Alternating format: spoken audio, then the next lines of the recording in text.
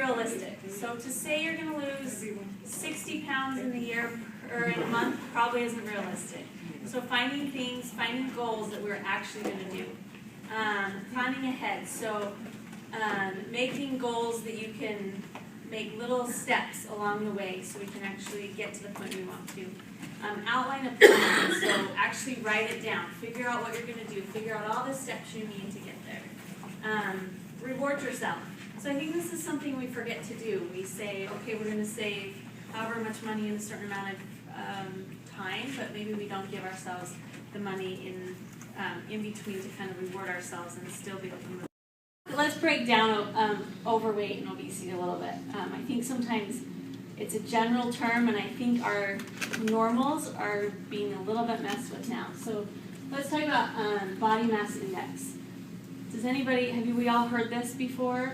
We hear it all the time. I don't know if we know the breakdown. So this is something that we calculate often to figure out. It's not fair for me to compare the two of you because you're different heights and have different issues.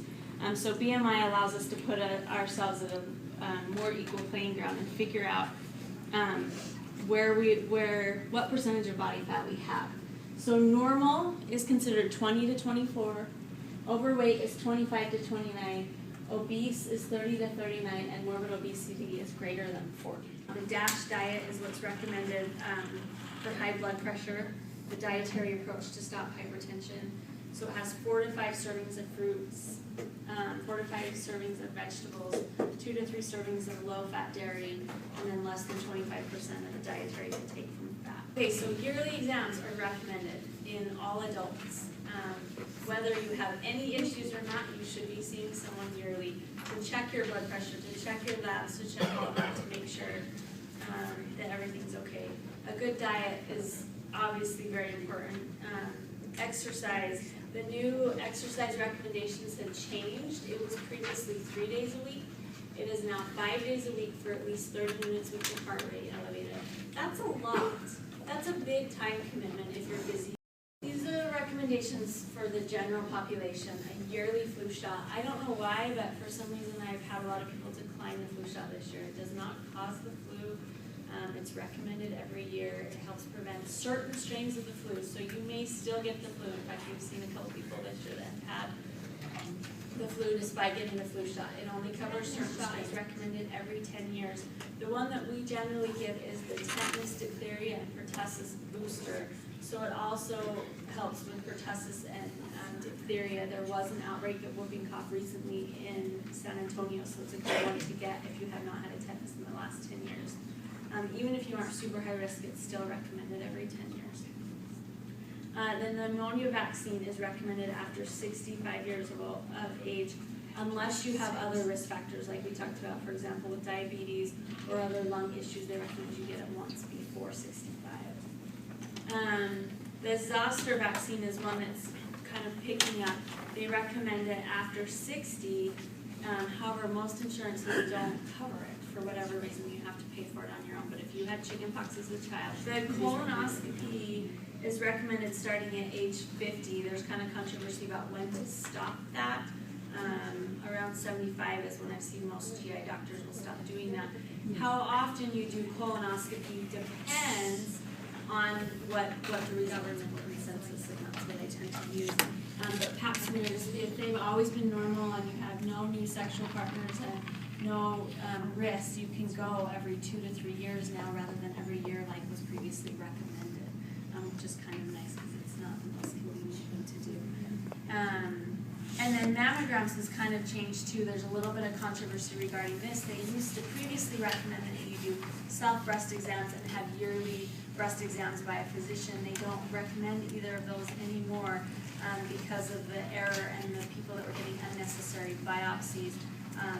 And then mammograms used to be 40, now they're kind of pushing it towards 45, 50, depending again on your risk factors and spreading in the mouth. They're not yearly like they used to be.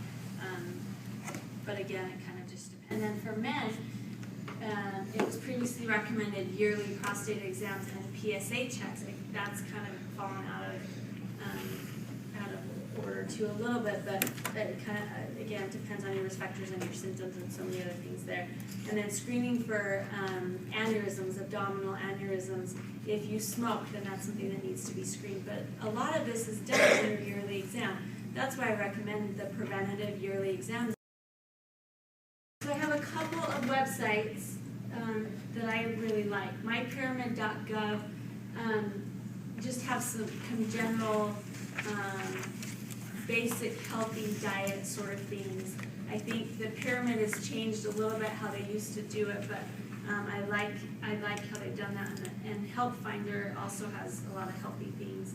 The Smoke Free is for anyone smoking, and Choose My Plate is kind of, they're all intertwined.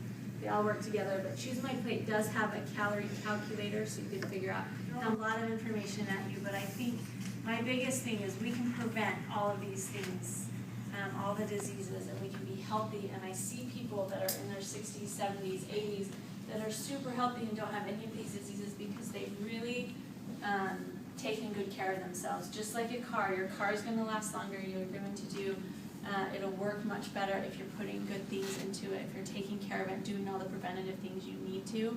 I highly recommend if you can make some goals that will improve your own health. I think we all have different issues and different things we need to deal with. Some people are great at exercising, some people are great at eating well, some people are great at getting their yearly exams, but finding something that you're not very good at, really setting